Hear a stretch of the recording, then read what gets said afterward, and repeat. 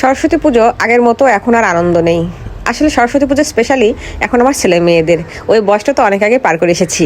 তো আজকে সকাল থেকে মেয়ে বলতেছিল যে মা, সরস্বতী পুজো ঘুরতে কোথাও নিয়ে যাবে না? আমার কোনো ইচ্ছেই ছিল না। তো ছেলে তো অনেক আগেই ওর কলেজে চলে গেছে। তো মেয়ে বলতেছে চলো মা চলো। তো এদিকে আসলে আমার একদমই এত শরীরটা টায়ার্ড, 3 দিন থেকে কাজ করতেছি, এত কাজ করতেছি। আসলে পুজো লাগলে আমাদের অন্য কিছু নেই, আমাদের শুধু ধোয়া পাকলা আর কিচ্ছু নাই, মানে ওটাই আমাদের জন্য প্রধান কাজ। তো এদিকে মেয়ে একটু শাড়ি পরবে, মেয়েকে একটু শাড়ি পরাই দিলাম। আসলে মেয়ে তো ছোট, অনেক ছোট। তো ও শাড়ি পরার জন্য বলছে মামাকে একটু শাড়ি পরাই দিবে, তো মেয়েকে একটু শাড়ি টাড়ি পরাই দিলাম। আসলে আমি পারি না, ওই আর কি যেভাবে হয় আর কি। তো মেয়েকে নিয়ে প্রতিমা দেখতে বের হলাম সন্ধ্যার আগে আগে। কয়েকটা প্রতিমা দেখলাম, বেশ দিনাজপুরে অনেক প্রতিমা, মানে অনেক সুন্দর সুন্দর, ভালো লাগলো। তো ওখান থেকে প্রতিমা দেখার পরে মেয়েকে বললাম কিছু খাবি মিষ্টি টিষ্টি জাতীয়? তো মেয়ে বলছিল মা আজ তো সারাদিন মিষ্টিই খাচ্ছি। তো ওখান থেকে মেয়েকে নিয়ে একটু বড় মাঠের ওদিক গেলাম, যে চলো তাহলে আর একটু ঘুরি।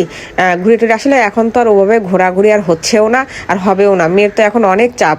তো এদিকে মেয়েকে বললাম ঠিক আছে চলো বড় মাঠ দিয়ে একটু ঘুরে টুরে বাসায় যেয়ে পড়তে হবে, কালকে আবার কোচিংয়ে পরীক্ষা আছে। তো বেশি সময় দেয়নি আর কি। তো মেয়েকে বলতেছি যে কি কি নিবে। আসলে বড় মাঠটাতে, দিনাজপুরের বড় মাঠটা বিশাল একটা জায়গা, আর সবাই ঘোরাঘুরি করে ওই জায়গাটা।